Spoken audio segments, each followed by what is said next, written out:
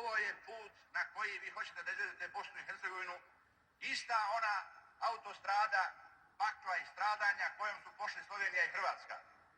Nemojte da mislite da nećete odvesti Bosnu i Hercegovinu u pakao, a muslimanski narod možda u nestanak. Jer muslimanski narod ne može da se odbrani ako bude rato. Dobro, ipak potrebno je da nastupim odmah i za izlaganje gospodina Karadžića. Naime, njegovo izlaganje,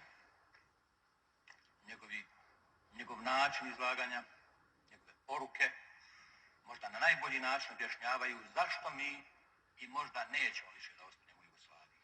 To večeras govorim o...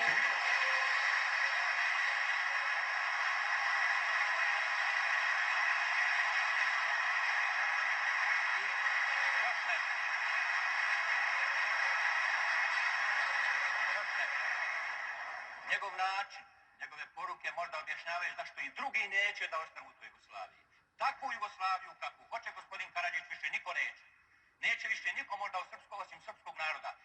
Međutim, jer Karadžić je samo izraz jednog načina, mišljenja, jednog pristupa, mi smo se sve nadali i nadamo se i dalje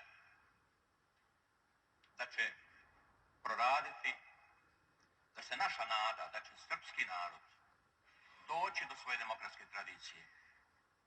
Da će srpski narod otkriti one zalihe demokratske tradicije koje imaju i koje ga odlikuju, po kome je bio poznat u svijetu. Ovo što se radi danas, ovo ne služi na čast srpskog naroda. Ovaj način istupanja, ove prijetnje koje se iskazuju. Muslimanski narod neće nestati. To ja poručujem gospodinu Karadžiću.